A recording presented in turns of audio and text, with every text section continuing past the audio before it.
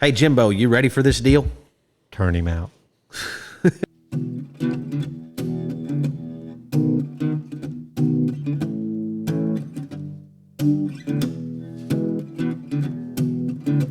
Old stories like long lost friends, rodeos and late night bends, history before our time, round pens and pasture rides, cowboys of the Osage.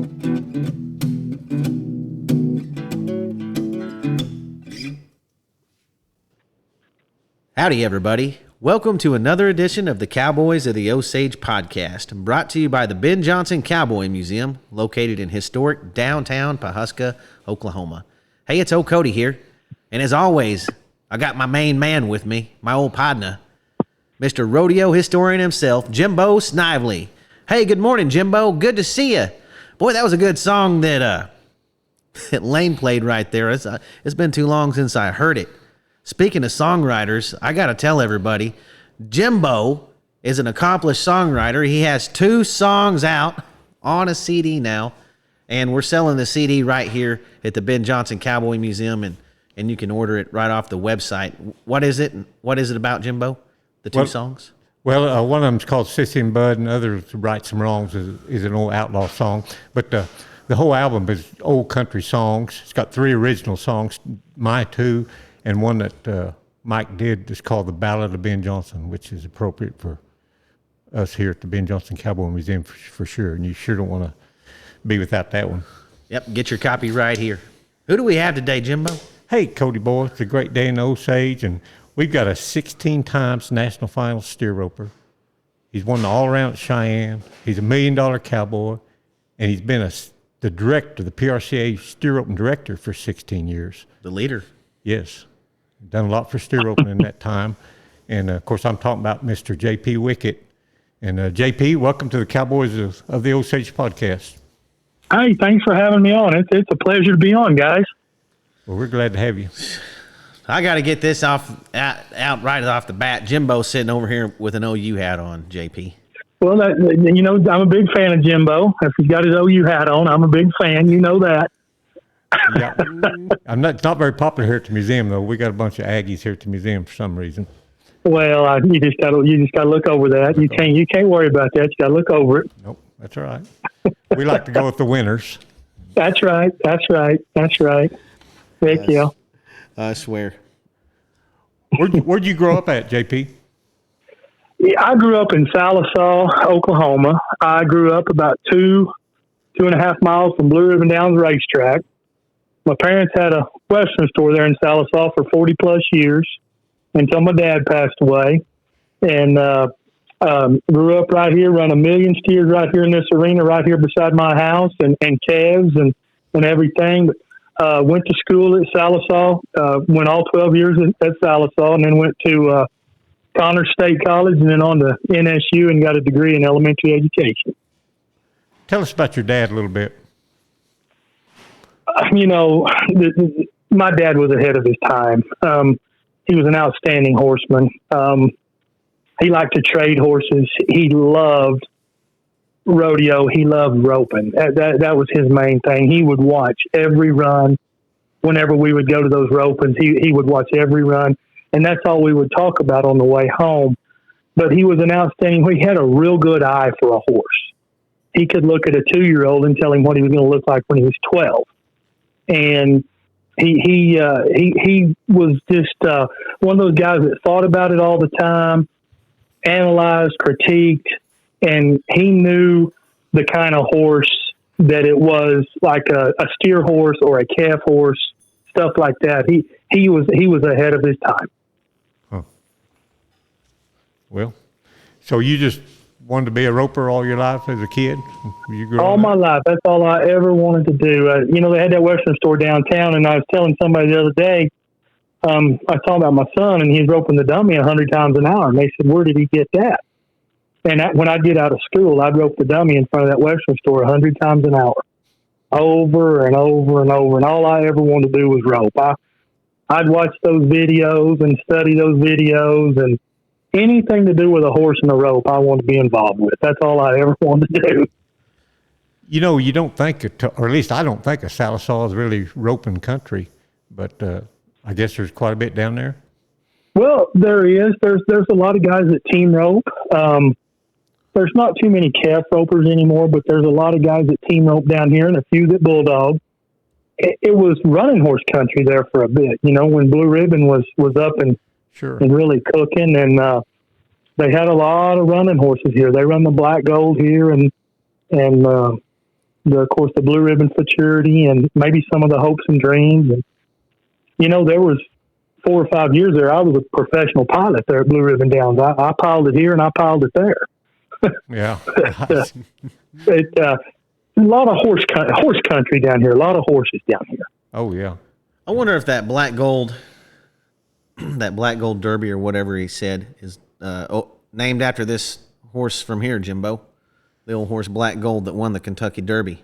Do you know anything about that, JP? I do not. I know there for a while they would have those races in the finals, and they were giving away trucks there for a while. It's been years ago, but of course I didn't have anything to do with that. I was a kid at the time, but it was a big deal to win those races. Did you know a guy by the name of Bob Roten that was a trainer down there? No, I know Robert. Robert. I didn't know Bob, but I know Robert. Okay, yeah, that's his boy. So, did you mainly team rope or rope calves growing up? You know, Cody, all I ever wanted to be was a calf roper, but back when I was 15, 16, 17 years old, I wasn't very big. And at the time, they roped a lot bigger calves back then. And I always wanted to rope calves. I'd roped a million calves. But very first pro rodeo I went to, I went with Clay Tom Cooper to Kansas City after I'd filled my permit. But the first rodeo I went to with a card, and I got run over twice right in front of the chutes. And of course, I came home and visited with my dad. And I always wanted to make the national finals. That was a goal of mine, was to make the national finals and win $1 million.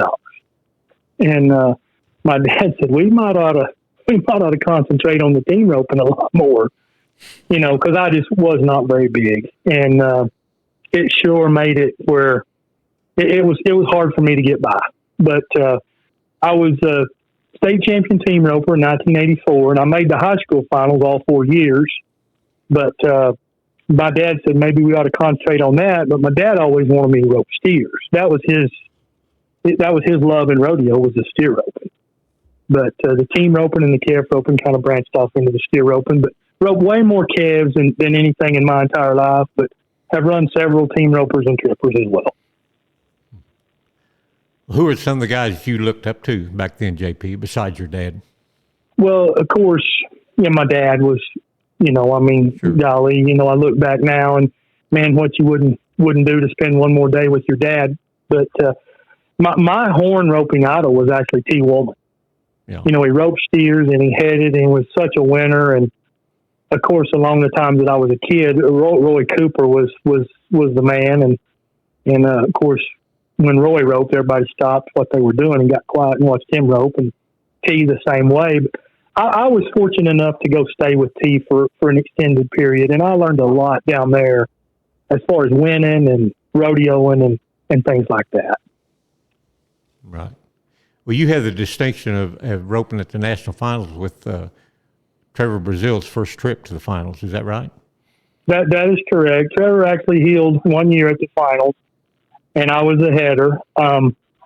You know, a lot of people don't really realize it or know, but Trevor heeled better than he headed. I always thought he could have been a world champion heeler as many times as he wanted to be. Right. But he roped the goat all the time as a kid, and he was just, when he was 20 years old, he had the physical attributes of a 20-year-old, but he had the mind of a 40-year-old. And he was ahead of his time with the roping, the winning situations. He was one of a kind. He was really fun to rodeo with. We had a lot of fun. It was a great experience for me, of course, getting to go to the national finals. But the road trips and the things that we were able to do and see, and it was something that I will never forget. And of course, making the national finals is great, but just the time that we spent rodeoing and stuff, it was a lot of fun. What's it like in the practice pen with Trevor? We were serious, and I have been by there, Cody, a few times roping steers, go by his place and rope with him and whatnot. But Trevor's also a prankster. A lot of people don't realize this about Trevor. Trevor's a prankster as well. And the practices were serious. You went down there with a goal, with an objective of something you were going to do that day, get it accomplished and whatnot. But he wasn't above cutting up at the same time. But when it was time for business, when you had to work a horse or you were working on yourself, it was really business. And then when that was over, Trevor was real good at separating the practice pen with family, the practice pen with the rodeo. He was very, very good at that stuff. And he did not let it carry over. And I think that's the reason he won so much. Is he had a short-term memory and he could just, he might miss one or make a mistake, but he may win the next 3 go-rounds, as you well know. But he was very good to be around. If you ever seen him make a mistake, it didn't ruin his run every time. That's what it was. No, and he was that way in the whole realm of rodeo, and he's that way in life. If he makes a mistake or something, it doesn't carry over to the next steer or the next calf. He can put that aside and go on. And a lot of people you see, or a lot of kids you see, they're not able to do that. But at 20 years old, he could do that, Cody. He had the mental makeup of a 40-year-old man in a 20-year-old body. When did you decide to start concentrating on the steer roping, JP?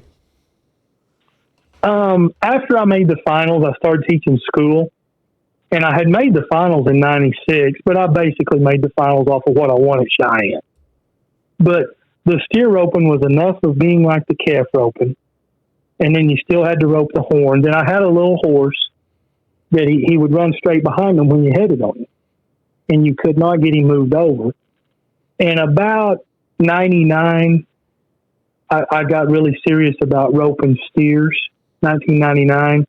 And I think I made them back again. I think the first time was 01. But we spent a lot of time practicing and stuff. At one time, Jimbo, that before JP was the director of the sport, pretty much the winner of Cheyenne was almost an automatic berth to the, or if you won a bunch of money there, it was almost an automatic berth to the steer open finals. Now you got to win a bunch more than that. Right. So, yeah, things have changed. Well, and I'll tell you, Cody, it's like the roping that's coming up here at Pawhuska Father's Day. The Ben Johnson's been around for a great number of years, but this year it actually counts for PRCA World Championship points. And adding as much money as you guys are adding, and the money that's in the pot, there are several of those ropings now, and they call them standalone events. But there are several of those ropings, and the rodeos have increased their money. And it's the winner of Cheyenne now does not necessarily guarantee of making the national finals. It's definitely different. I can remember if you won a go around at Cheyenne, you were going to make the finals. I don't remember that far back. That's back in the 60s. The first time my dad made the finals, Jimbo, I think he placed in a go round at Sheridan. Yeah. And made the national finals off of that money. Yeah. So yeah. It didn't take much back then. It's changed a lot. But they didn't have the rodeos that they have now. Now they have so many rodeos, and the purses are so much bigger. I mean, things have definitely changed in all of rodeo, and it's for the better. Las Vegas, the national finals. Sure, the Okies all hated for it to go to Las Vegas, but golly, has that not been a great thing? All that money, and those guys can come home now and not necessarily pay off their truck. They can go put down a huge down payment on a piece of property or something like that. And I'm glad for the Cowboys now. What was it like when you went to the NFR out there? What was the atmosphere like? Oh, it was great. The atmosphere was great. It was, the year I made them, of course, Speedy and Rich were the world champions. Jake and Clay roped together. Chris Lawson from Collinsville made them and roped with Mike Beers. Wow. And I know maybe he roped with, the boy from Washington. I can't remember his name. Mike Beers roped with Matt Tyler. Gotcha. But the atmosphere was just absolutely electric. I remember this. I rode in the box the first steer, And Bill Duval from the Bulldog and Duval's over here at Shakota had told me, he said, son, this is no different than Vian, Oklahoma. You know, he was trying to build me up and everything. But I remember riding in the box to run that first year, and he told me, don't look up. Well, the first thing I did was look up. And I remember thinking, this ain't like Vian. It was a lot of fun. It was a lot of fun. We had a good finals, and that made it better. But just the atmosphere and the people and whatnot, it was a lot of fun. I remember that old horse you were riding. You sure did like that old head horse you were riding. You know, that horse came from T. Woolman. He had ring bone. And I'll tell you what, Cody, he had the biggest heart of any horse I've ever ridden or been around. He could run. He would score. He didn't even move. He'd just stand there, and he could run and jump and face. He wasn't the strongest horse you've ever ridden, but boy, he was a lot of fun, and he was the same every trip. You know, he was the same. I hated when I had to quit riding that horse, but it just all things in. But that horse was a phenomenal horse. His registered name was called Charge It Brandy, and we called him Old Brandy. But that horse came from T, and man, he was something else. Seemed like he had a big roach mane, Jimbo, that was grown out and just sticking up straight up like a mohawk. Best I remember. Yeah, you're right. We didn't roach it all the time. He looked like he just drove to Las Vegas straight from southeast Oklahoma over there. Is what he looked like. He did. That horse had a personality all his own. He was something else, you know. He was good to be around. And you know, you've heard of those guys talking about riding a horse that's a winner. That horse knew every time you really needed to win something, and he knew every time we were someplace big, because he just put that foot out of his mind, and he would go catch him. He was a really nice horse. What was it like winning all around the Cheyenne? You know, that didn't really realize that even happened. Was entered in the calf open and won all my money in the steer open. And at the time, didn't realize what I'd done. Did they even have team roping at Cheyenne at that time? They did not. They did not have team roping at the time. He's been around a while. Yeah, I'm dating myself. I was going to Cheyenne before they had team roping too, Jimbo. Yeah. Yeah, I think you were there before they had team roping too. Yeah, it was. I didn't realize how neat it was until my dad went to talking, and my dad was there. That was the neatest thing of the whole deal. My dad was there. Oh, I bet. No doubt. You know, we were talking about the finals there, and everybody that watches the finals, they may not realize it, but everybody sees you every single night down there standing by Joe Beaver by the panel, by the calf roping box, healing box. Do you help him out? Yes, sir. Do you help him out with any of this? Do you whisper in his ear? No. A few years ago when he said that calf flounced, I swear I said, I bet JP told him that calf was a flounce. That was a flounce. No, I didn't help Joe. No, I didn't help Joe. I can't even hear Joe. I'm standing there right beside him, but the reason I stand there, I'm the timed event representative on the NFRC, which is the National Finals Rodeo Committee. But I'm the timed event guy, so that's where they put me, and where I can, you know, just kind of watch over everything. And if everything goes good, nobody says anything. But if something goes bad, you know about it real quick. A couple of years they had headphones on me, and I don't guess they liked that, so I lost the headphones. I could have swore that you were in there helping Joe out on some of that stuff. No, I don't help Joe. I stay out of Joe's way. We talk, but you can't hardly hear down there. It's real hard to hear. I know. It's amazing what the finals has turned into out there. Well, it's not a rodeo; it's a show, and the money. You know, people come from all over the world to watch that rodeo. This past year, Vice President Pence was there, and there have been several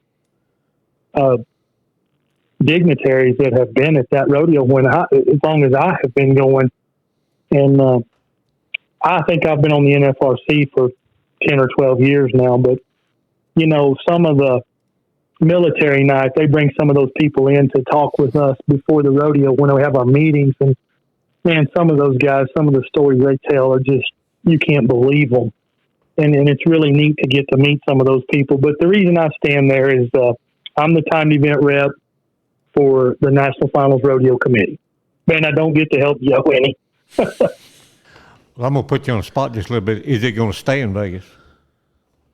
Oh, I don't see it leaving. Now, I was on the board this past when they had the negotiations 4, 5, 6 years ago, and I don't mind telling you that was absolutely miserable.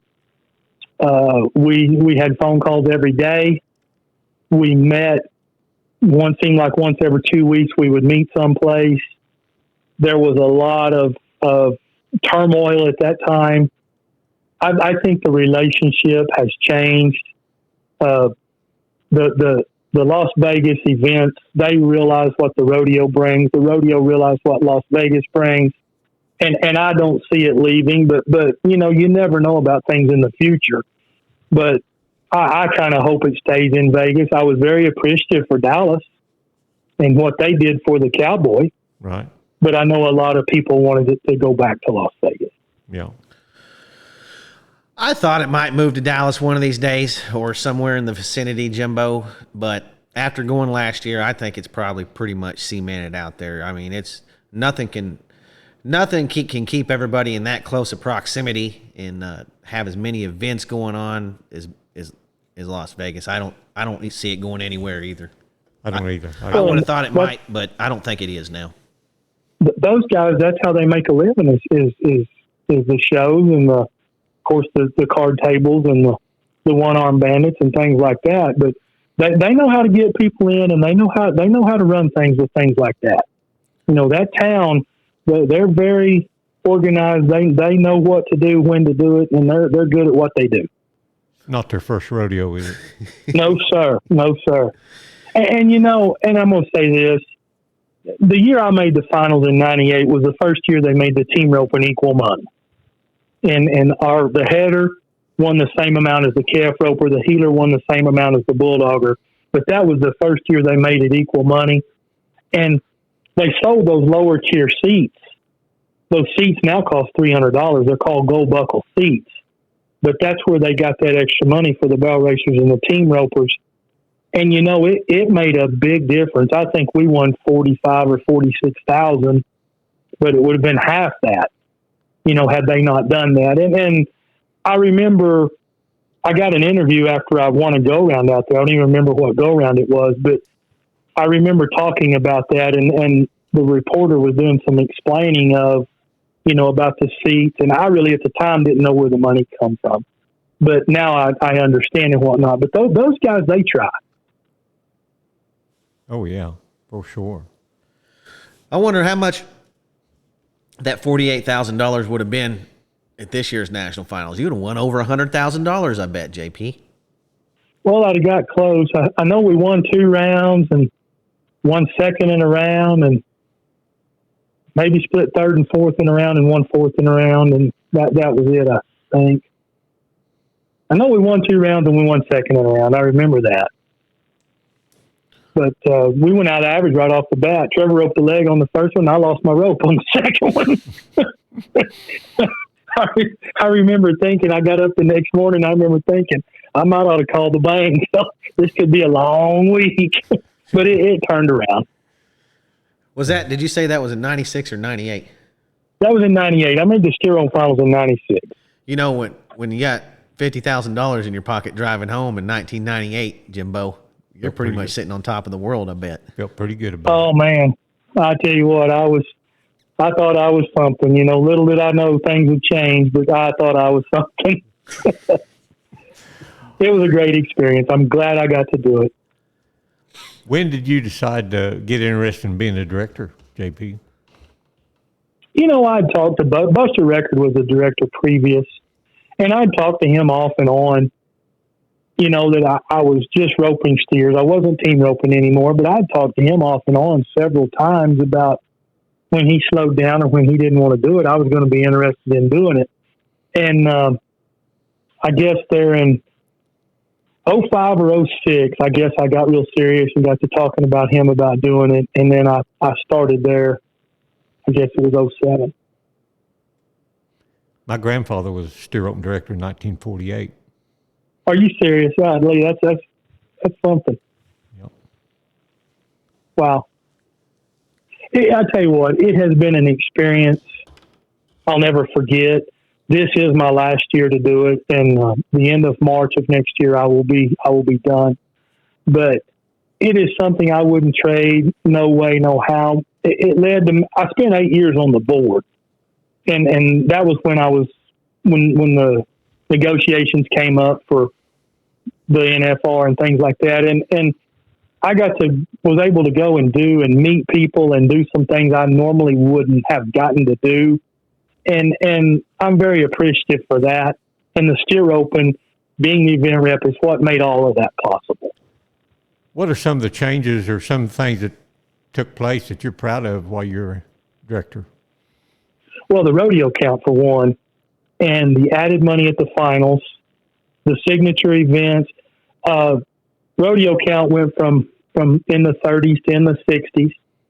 The national finals adds $500,000 now. National finals Steer Open adds $500,000 now, where before I think it was like 175 or 185 when I started, I think. The signature events of getting those were the places that want to have Steer Open but don't necessarily want to have a rodeo, but they'll add the $10,000, like the Ben Johnson.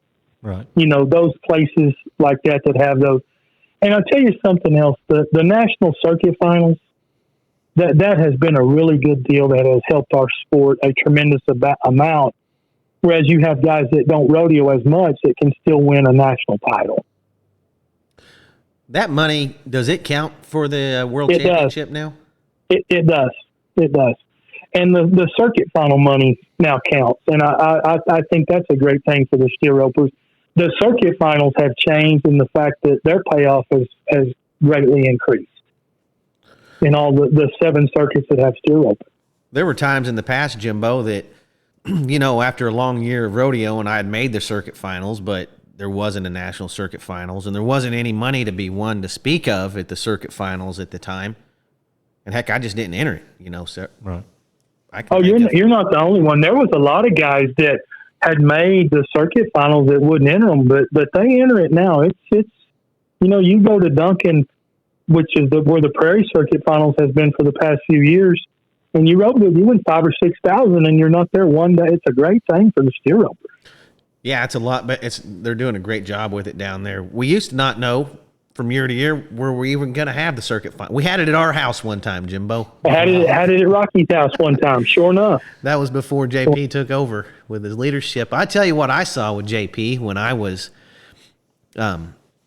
roping, and we were in the business. We had the cattle too, so we dealt with him a lot one-on-one. But he wasn't afraid to ask a lot of these committees whether they wanted to have steer roping, and a lot of places tried steer roping out for quite a few years.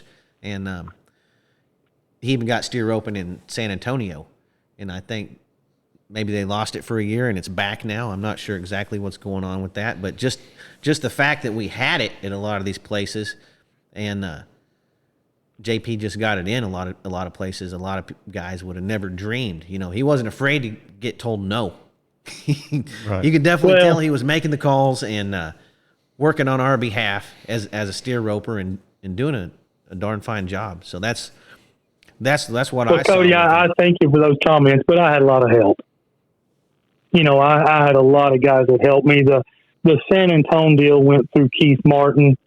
That's one of the actual rodeos that I am proud of that I didn't mention a while ago, but I am proud of San Antonio.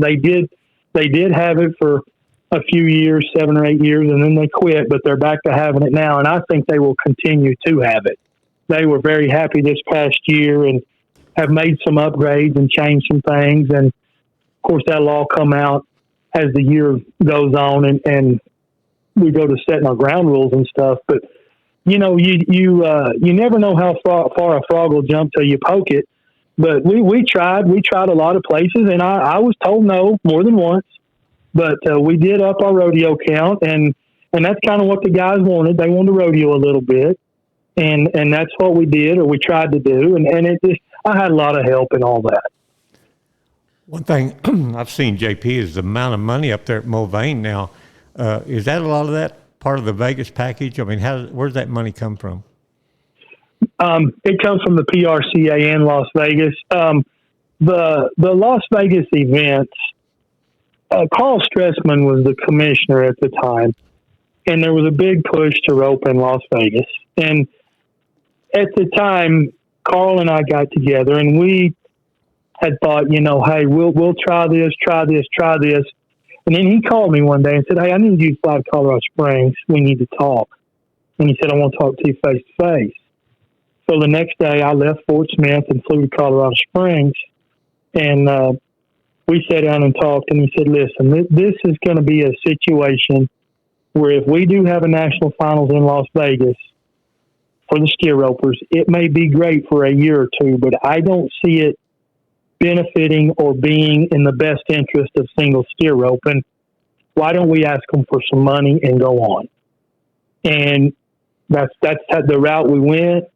And those guys stepped up to the plate, and they write us a sizable check for the national finals. And it allows it. The PRCA adds a lot of money as well, but it allows it to add the $500,000.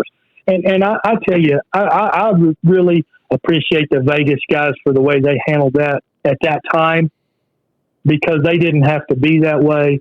But Michael Gahn and his crew out there, that they didn't shy away. They just rerouted our trip. But I really like what they did. And I'll tell you something else. During COVID, I didn't know if we were going to get to have it at Mulvane. And Michael Gahn actually reached out, and if we needed to, we were going to be able to use the South Point for that 1 year. He actually reached out and was trying to help. And a lot of people don't know that. But those guys, they've been on our team. It gets a bad rap at times. But those guys have been on our team. And I'll tell you, those guys have been a great lift for steer roping, and nobody ever really knew it. Well, they know it now. Well, they need to, because they went above and beyond. No, it's sure been great for steer roping. The money up there at Mulvane is just unbelievable. Well, yeah, the rounds are $10,000 rounds, $30,000 Who would have rounds. thought that 30, 40, or 40 years ago, Or even not very long ago, just in the early 2000s, Yeah. Jimbo. Right. You wouldn't have thought. We were a long ways from $10,000 go rounds at the national final steer roping. Right. You set goals for yourself, whether you're roping or being the event rep or a dad or whatever. And my goal was to get to 10,000. And after I got that, and I'm not rodeoing anymore, it's time for me to step away.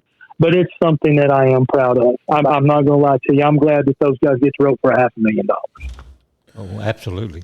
Well, yeah, there's a couple of them. They come out of there with some big old piles of money. Holy moly. And, a lot of people don't know, but those guys are paid when they show up. They get a stipend when they show up now. And that is something that I pushed for really hard. I wanted everybody there to get a check when they got there, no matter what. And that money allows me to do that. And also now it's kind of like Vegas in the fact that the number 15 man can win a world title if things fall exactly. Right. Oh, I'm telling you. Well, it's not like the days of, and Cody, you'll remember this when talking about this, but Guy Allen, there was no drama. Guy could have fell off 10 times and still been the world champ. And it's not that way now. People are up there, those pins are going back and forth in the stands. Yeah, people are figuring and stuff like that. Guy had it locked up most of the time. Several times. Most of the time. Several. He didn't even have to place in a go round. He didn't even have to enter, Jimbo. Oh, yeah. And that was that way a lot of times in the 60s and 70s, Same deal. But, yeah, it's great to see. J. Tom Fisher, he just came out of the middle of the pack out of nowhere this last year. And, and I tell you what, there couldn't have been a greater world champion. I rodeoed with J. Tom 2 or 3 years in a row. We went to the Northwest together. And I'll tell you what, he is as fun a guy to be around as there ever was. He just goes with the flow and wants to have a good time and of course, takes care of his business. He wins, a tremendous amount, but a great individual. An individual that the single steer ropers can be proud of as their world champion. Yeah, any kid could walk up to him, and I could say J. Tom, without a doubt, would probably take time out of his day to talk to him or give him an autograph or answer a question about roping or anything. Absolutely. Somebody would Absolutely. want. So absolutely. and probably great individual. Yeah, never would hear him say a curse word or really do anything bad, Jimbo. Well, the other day, a week or so ago, we were over at Claremore up in the announcer stand, and he was getting ready to leave. I know they were wanting to get to the Windy Rhine or wherever, and he came, before he left, he came up there and spoke to us, shook our hand, and thanked us, and before he left. That tells you That's something. just the kind of guy he is, Jimbo. Right. That's just the kind of guy he is. Well, you were talking about J. Tom. You and him were traveling partners. Who are some of the traveling partners you've had through the years? I mean, you started off your first national finals with you made the tripping finals before you made the team roping finals. Did I hear that correct? Now, when I made the tripping finals, Cody, I went to about 8 or 10 rodeos, and I went by myself. Oh, I got you. I didn't know anybody or anything like that. Now, the year I made the team roping finals, I rodeoed with Trevor. And, of course, I rodeoed with my good old partner, Mike Chase. Beloit, Kansas, now McAllister, Oklahoma, or Paler, Oklahoma. Mike and I rodeoed together for, 15 years or more. I still talk to Mike about 2 or 3 times a week. They were like an old married couple, Jimbo. Yeah. I'll tell you a funny story. We got into it one time, and all the times we rodeoed, we got into it one time. And it was over Mike. We was at Sterling, Colorado, and Mike didn't have a trip on a steer. And we were both broke. We didn't have 2 wooden nickels. Very stressful time of year. Very stressful time. Yes, it was in August. And you're trying to gather up all you can to go to the Northwest. He didn't have a trip on a steer, and they flagged him out. And the flag judge asked the line judge. Well, the line judge didn't know. He kind of shrugged his shoulders, so the flag man flagged him out. Well, Mike didn't have a trip. Well, we got into an argument over him having a trip. We argued. We went to the trailer, and we were arguing back and forth and throwing buckets and throwing things in the trailer and stuff. And we loaded up. Didn't say a word for about 50 miles. I looked over at him. I said, "You hungry?" He said, "Yeah, let's eat." So I pulled in. I said, "Are we done with this?" He said, "I'm done." And that was the only time we ever had an argument. But, he was one of those guys that when it was time to pay the fuel, he paid his part. If he had to buy supper, it was his turn. He bought. He was a good guy to rope. Mike and I had a lot of fun. A great guy. I can only imagine where y'all were eating when it was your time to buy JP. I went with him a couple times myself, Jimbo. When it was my turn, we probably pulled in a 7-Eleven. God. Well, Mike is one of the tightest people I've met in my life. Until I rode with JP somewhere. So, and he's an accountant. He gets it down to the penny. Well. Oh, shoot. We had a lot of fun. Cody, do you remember the time that, I forget now where you were taking the steers, but you pulled over at the rest area because you were tired and we were following you, and you were walking around that rest area trying to wake up in your socks. Well, I'd done been a long ways by that time, JP. I don't know. I don't remember. I was thinking about that the other day, and I got tickled. You'd text me and ask me the secretary's number for the roping, the Ben Johnson. Yes, sir. And for some reason, that thought just crossed my mind, but I got to laughing. Yeah. I thought, oh, boy. Oh, yeah. when I started trucking, let me tell you what he did, JP. Where we lived right there off the highway in Paler. Oh, yeah. Paler, Oklahoma. The gas station was literally a mile down the road, Jimbo. Right. He said, "Get in this semi and drive it down here to the gas station." I said, "Okay." I never drove a semi before. It had a great big cattle trailer on it. We got diesel in it. Drove it home. He said, "Pull over here on the side of the road." He got out and he told me to go to Andrews and pick up a load of cattle, and I would know how to drive the semi by the time I got back. And that's the only semi truck and drive instruction I ever got. I pulled that bugger all over the world. Yes, you did. You pulled those steers all over the place. The thing about Rocky, a lot of people don't realize, and cattle have changed. Cody knows this, but cattle have changed. But Rocky, there was an art in making a steer open steer, and Rocky could do it where a lot of people couldn't, and he knew how to do it. And it was really good to have Rocky as a contractor. They always had big horns and always were the right kind.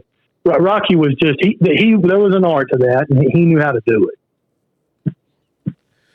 Yeah, it's a tough business being in that steer rope and stock. I think being probably a stock contractor in any business is a pretty tough business. It seems. I'm sorry. It is. You know, those guys do it because they love it. Oh yeah.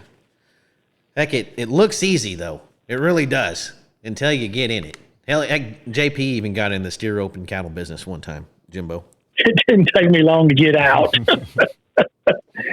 It's an extremely tough way to make a living. The guys that do it have done it. They do it because they love the sport. And as an event rep, I'm very appreciative to those guys that have done it and are doing it.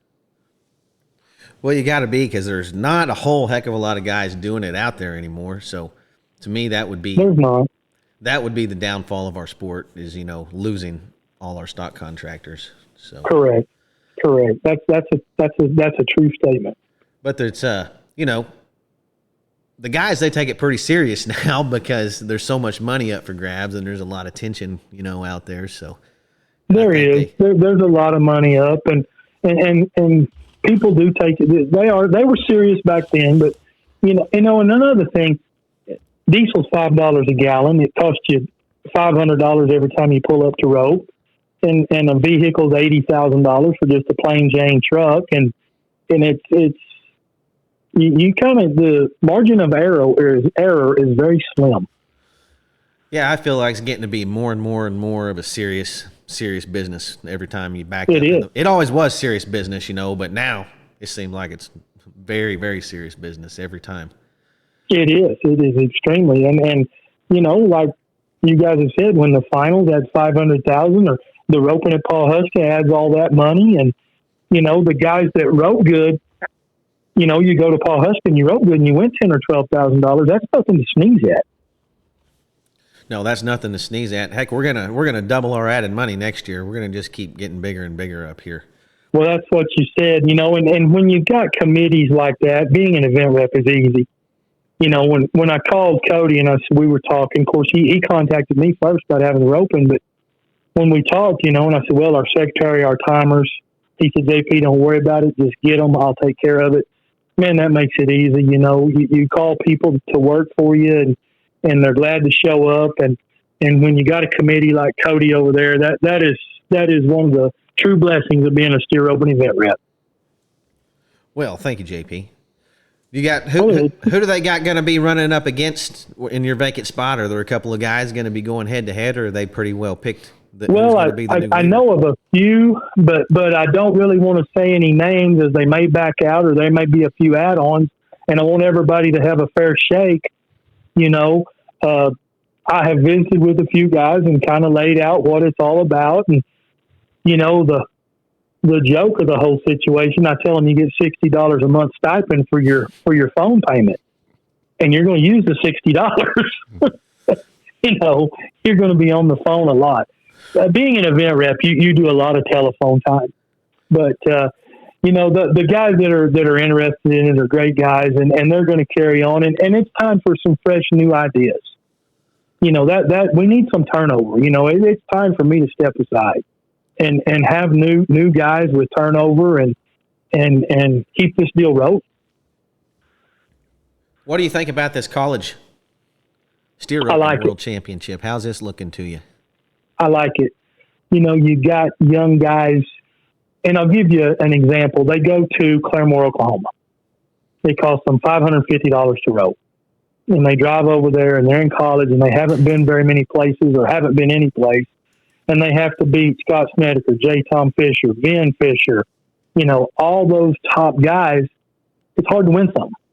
But in the college ranks, they've got them where they are roping against their own age group, their own division, and they're not having to beat those guys, and they get runs and still win money, get runs, and can carry forward to getting a permit or getting a card and going and roping against those guys, and they can hold their money together a little bit. I think it's a great thing.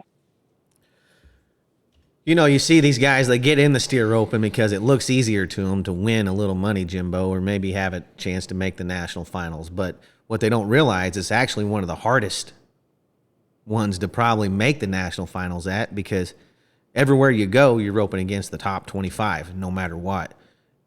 Every single roping you go to, pretty much, in the PRCA. Every single rodeo, you will have several of the top 25 at that particular rodeo. And it makes it hard to win when you have to be. Those guys are in the top 25. There's a reason they're in the top 25. Well, their winning percentage is real high, you know. It just really is. So. Yes. It's one of those deals where it doesn't matter if it's a small rodeo that adds $500 or the Ben Johnson that adds $10,000. You've got to have your razor sharp, because you're going to have to beat some of the top guys at every rodeo. Just no way of dodging them, is there? There's no way of dodging. You know, in the team roping, and I actually filmed my permanent roping calves. It was at Pecatonica, Illinois. But in the team roping, you can go to different places, you know, or everything spreads out where it's a mandatory event and they have 600 rodeos. When you have 60 rodeos and that's it, you know, that top 25 is going to be at those 40. Right. And then there's going to be a few of the top 25 at the other 20, depending on what part of the country. You know, so that is one of those deals where you can't hide from those guys. You got to just ante up. Yeah. Take your licks.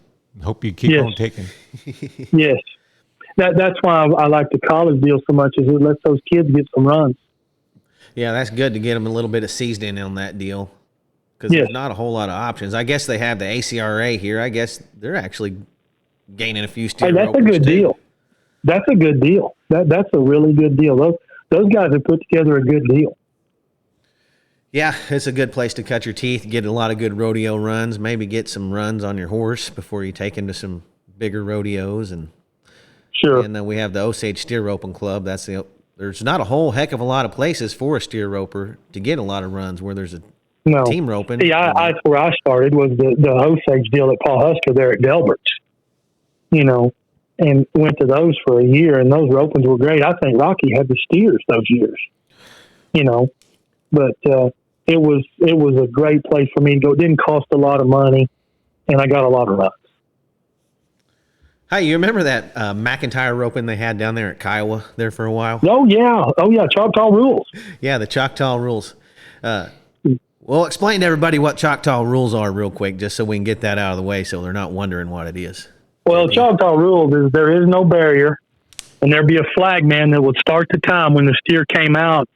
You could rope the steer at any time, but when you tripped him, he had to hit on the other side of the chalk line, and the chalk line would be out there about the 35-yard line. You know, you could rope him anywhere, but when you tripped him, he had to hit on the other side of that line. And I believe there were no wrap hooeys and no 6 seconds. Yeah, they didn't have to stay tied, but you couldn't take one wrap in a hooey, Jimbo. Right. No, you couldn't take one wrap in a hooey. That roping was a lot of fun. Pike put that roping on. That roping was a lot of fun. They had it there at the Roundup Club or the arena there at Kiowa. Yep, right there in Kiowa.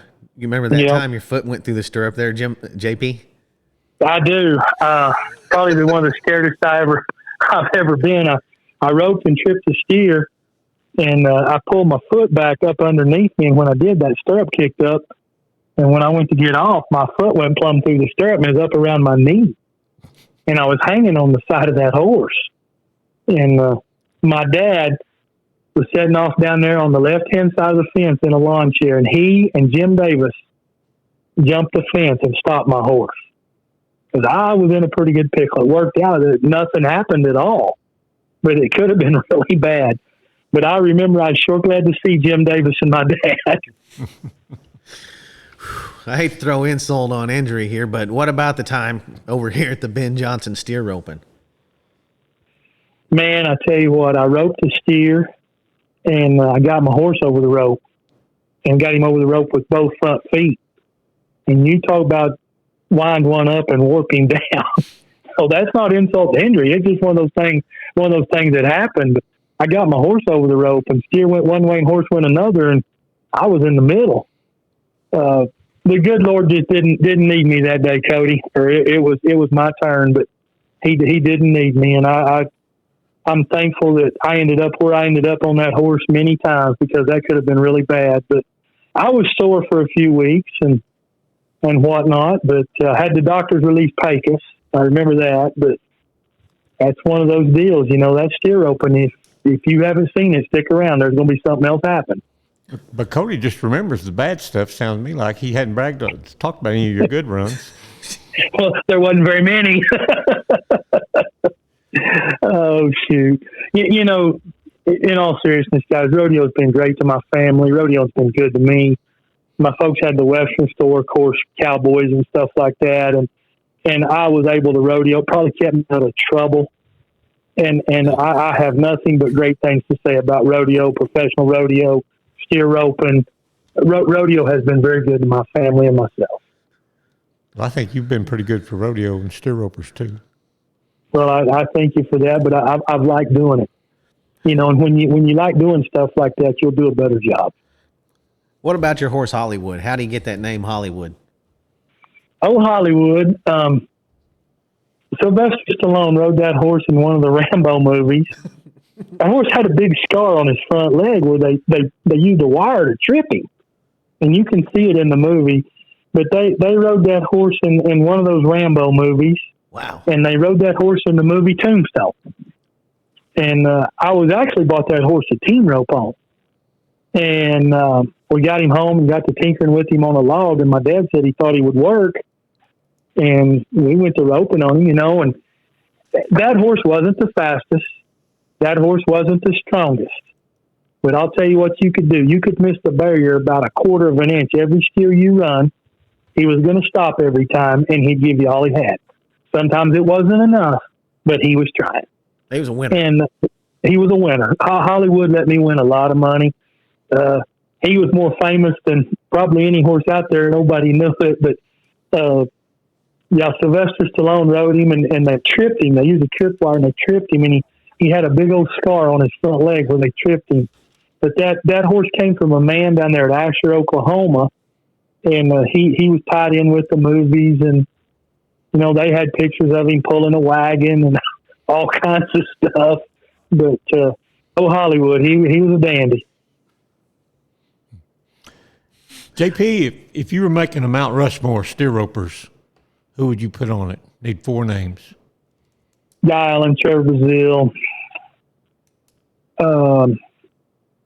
Choate, and probably Clark. Okay. Pretty good list. I like it pretty good, Jimbo. Yeah.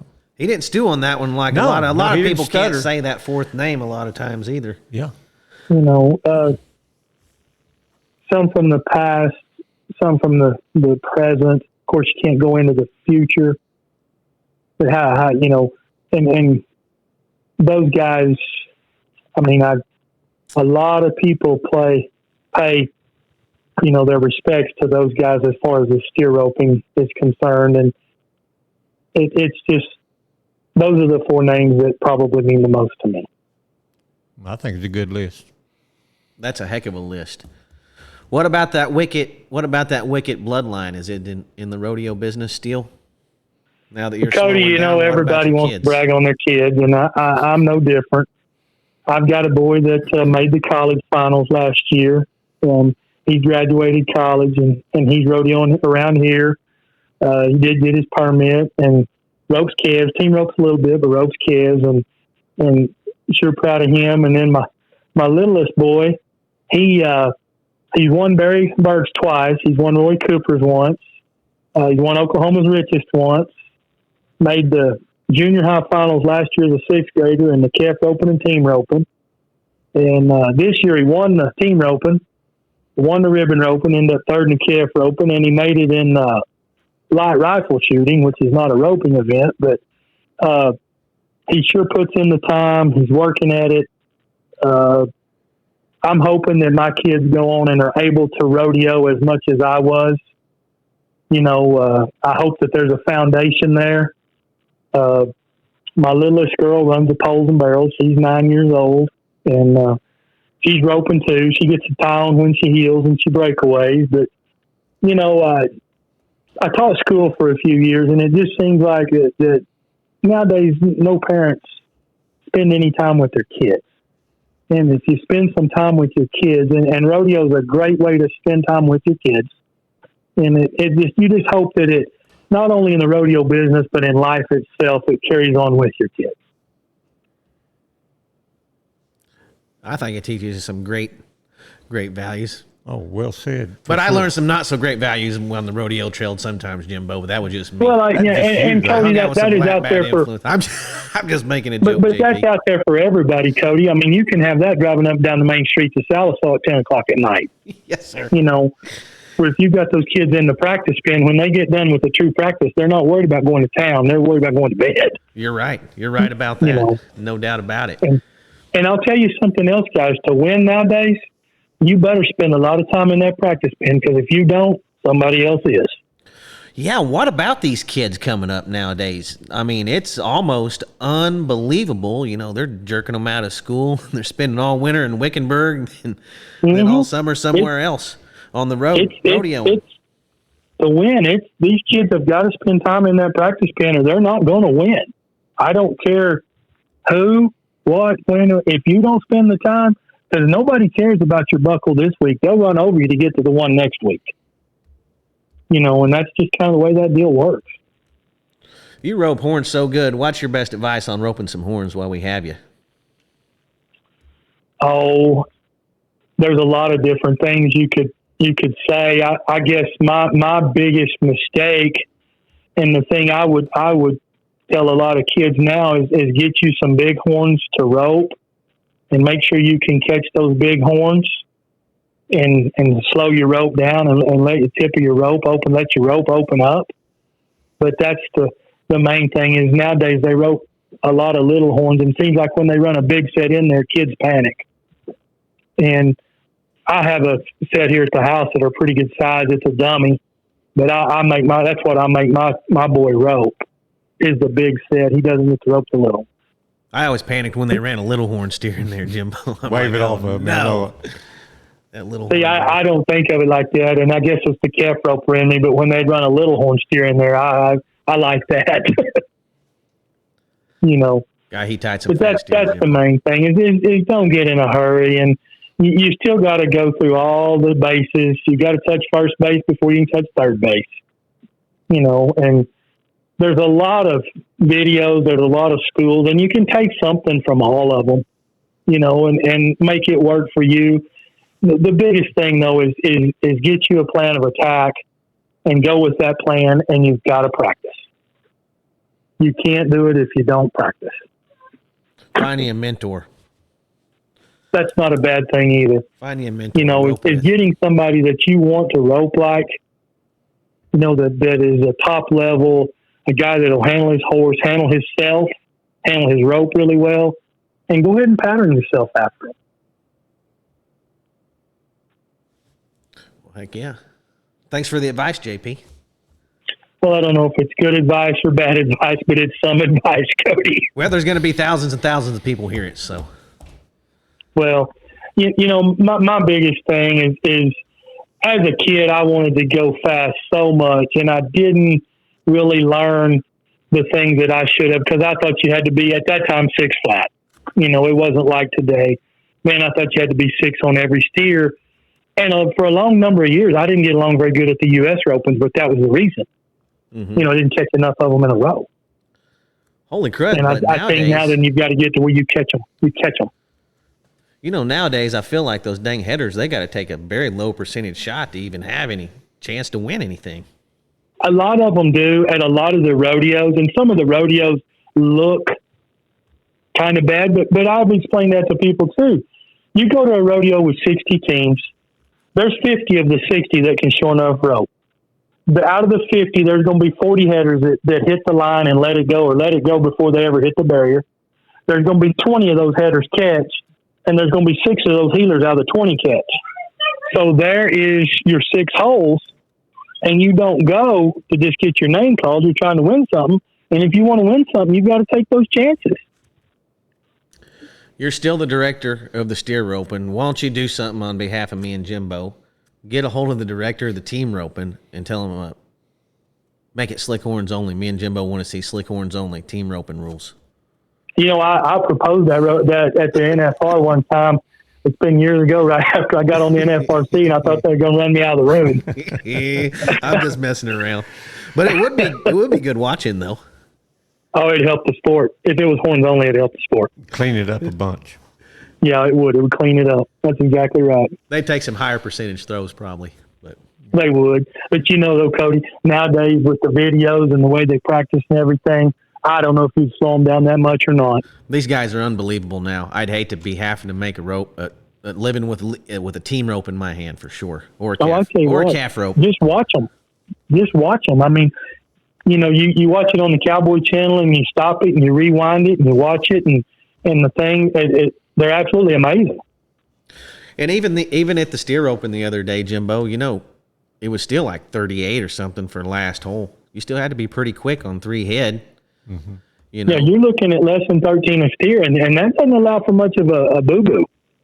No, it wasn't a very big spread between first and sixth place at that roping. So, you know, everyone's just getting better and they're getting faster. It's good to see. There's a lot of names that I don't recognize, and then there's a lot of names I do recognize because they were just little old kids running around when I was rodeoing. Now they're rodeoing Right. just like their dad or with their dad. So Right. it's just good to see. Right. It's good to see the sport's in good shape. It looks like you're leaving it in good shape, JP.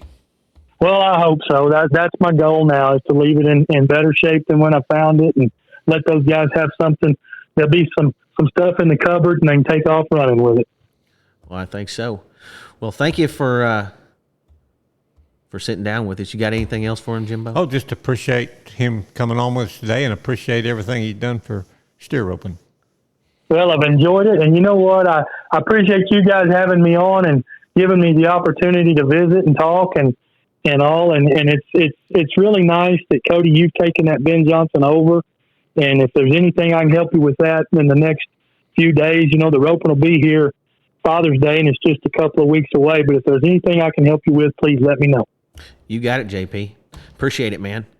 All right, everyone. Guys, thank you. Yes, Thank sir. Thank you. Thanks, JP. All right, everyone. You This has bet. been a good one. Be sure to like and share. Buy Jimbo's CD. He's got 2 songs on it, Oklahoma Mike. And we'll see y'all next week. Thank you, JP. See you, Cody. See y'all. See you, See man. ya.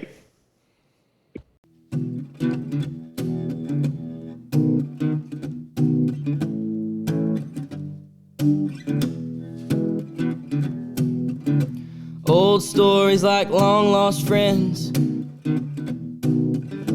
rodeos and late night bends,